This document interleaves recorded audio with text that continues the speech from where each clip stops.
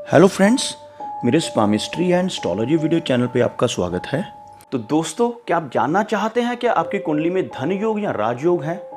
ऐसा कौन सा रत्न है जो आपका भाग्य उदय करवा सकता है? कहीं आपकी कुंडली में मांगलिक दोष या कोई कालसर्प दोष या कोई ऐसा दोष तो नहीं? इन सभी बातों का जवाब आपको मिलेगा भृगु पत्रिका में। भृगु पत्रिका में इन सभी बातों के साथ साथ आपको मिलेगा 10 साल का आपका भविष्य फल भी, और ये सभी कुछ मिलेगा सिर्फ 501 रुपए में। तो दोस्तों, आप अभी मंगवा सकते हैं अपने खुद के लिए या अपने परिवार के सदस्यों के लिए ये भृगु पत्रिका, वो भी डिजिटल फॉर्म में। जस्ट इसको मंगवाने के लिए क्लिक कीजिए डिस्क्रिप्शन में दिए गए लिंक के ऊपर। दोस्तों, क्या आप जानते हैं कि कामधेनु गाय क्या है? धन्वंतरी वैद्य का जन्म कैसे हुआ? शिव का नाम नीलकंठ कैसे पड़ा? ऐरावत हाथी कहां से आया? इन सब का संबंध बहुचर्चित समुद्र मंथन से है। हिंदू धार्मिक मान्यताओं के अनुसार समुद्र मंथन बहुत महत्वपूर्ण घटना थी। इसने देवताओं को अमर कर दिया और साथ ही साथ इतनी सारी नई नई चीजें निकली जो पहले तक अज्ञात थी। दुर्वासा ऋषि के श्राप के कारण देवतागण सामान्य मनुष्यों की भांति हो गए थे, अर्थात श्रीहीन और शक्तिहीन हो गए थे। दूसरी तरफ दैत्यों का राजा बलि बहुत ताकतवर होता जा रहा था। सभी देवता विष्णु जी के पास गए। विष्णु जी ने सलाह दी कि असुरों के साथ संधि कर क्षीर सागर का मंथन करें, जिससे उन्हें अमृत मिलेगा, जिसे पीकर देवतागण अमर हो जाएंगे। देवताओं और दैत्यों के बीच में संधि हो गई कि मंथन के दौरान जो रत्न निकलेंगे उसे आपस में बांट लिया जाएगा। विष्णु जी ने स्वयं कच्छप अवतार लिया, जिसके पीठ पर मंदार पर्वत रखकर वासुकी सांप को इस पर लपेटकर देवताओं और दैत्यों ने समुद्र मंथन किया। इस समुद्र मंथन से 14 रत्न निकले। आइए जानते हैं किसको कौन सा रत्न मिला। समुद्र मंथन में सबसे पहले काफी शक्तिशाली विष निकला। यह विष इतना ज्वलनशील था कि देवता और दानव दोनों जलने लगे। सृष्टि की रक्षा के लिए भगवान शंकर ने इसे गले में धारण कर लिया। ऐसा कहा जाता है कि हलाहल पीने से शिव को भी समस्या हो सकती है, इसलिए इन्होंने कंठ में ही इसको धारण कर रखा और इसे नीचे उतरने नहीं दिया। इस विष के कारण ही शिव का कंठ नीला पड़ गया और शिव का नाम नीलकंठ हो गया। विष के बाद सबसे तेज गति वाला 7 मुख सहित एक घोड़ा निकला, जिसका रंग सफेद था। इस घोड़े का नाम उच्चैश्रवा था। यह घोड़ा घोड़ों का राजा था। पहले तो इसे दैत्याराज बलि ने रख लिया, कालांतर में इंद्र के अधीन बाद में यह हो गया। उच्चैश्रवा घोड़े के बाद सफेद रंग और 4 दांतों वाला हाथी निकला। इसका नाम ऐरावत था, जो हाथियों का राजा था। इसे इंद्र ने अपनी सवारी बना लिया।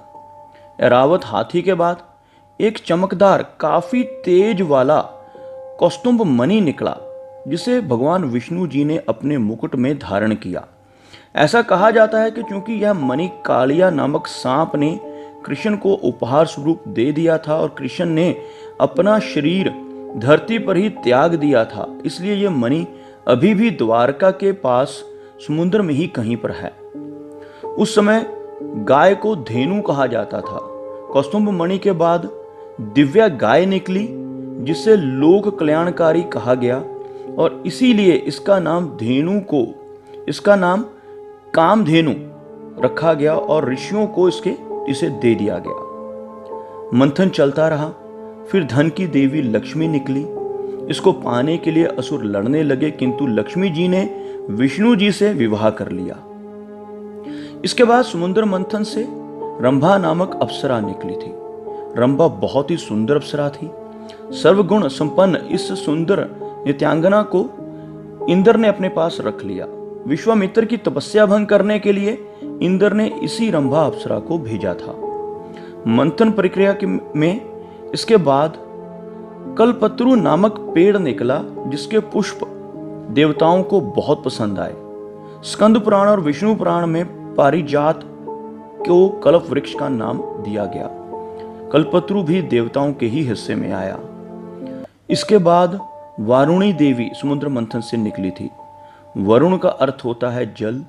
यह देवी मदिरा लेकर मंथन से निकली, इसलिए इन्हें वारुणी देवी कहा गया। वारुणी देवी को असुरों को दे दिया गया। इसके बाद पांचजन्य नामक एक दिव्य शंख निकला। यह शंख विजय, समृद्धि और यश का प्रतीक था। इसकी ध्वनि भगवान विष्णु जी को भा गई, इसलिए इसे विष्णु जी को समर्पित कर दिया गया। आज भी विष्णु जी की पूजा में शंख अवश्य बजाया जाता है। शीतल प्रकाश देने वाले चंद्रमा की उत्पत्ति भी मंथन से ही हुई थी। क्योंकि यह जल से निकले, इसलिए इसका जल पर काफी प्रभाव पड़ता है।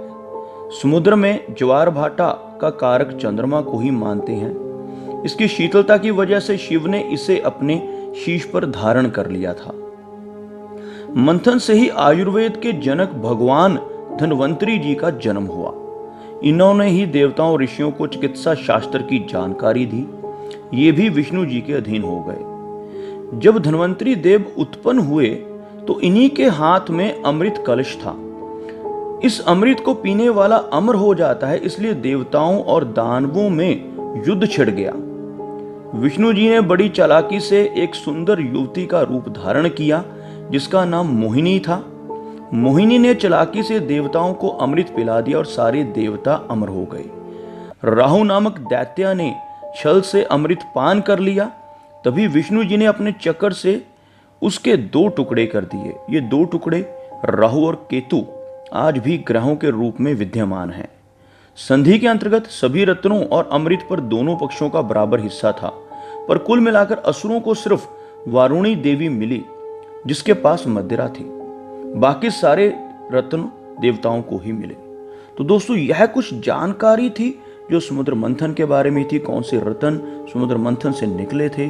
तो उम्मीद करता हूं दोस्तों आपको मेरा यह वीडियो अच्छा लगा होगा। अगर यह वीडियो आपको अच्छा लगा तो इसे लाइक करें, शेयर करें और साथ ही साथ मेरा चैनल भी सब्सक्राइब करें। मेरा वीडियो वॉच करने के लिए आपका बहुत बहुत धन्यवाद।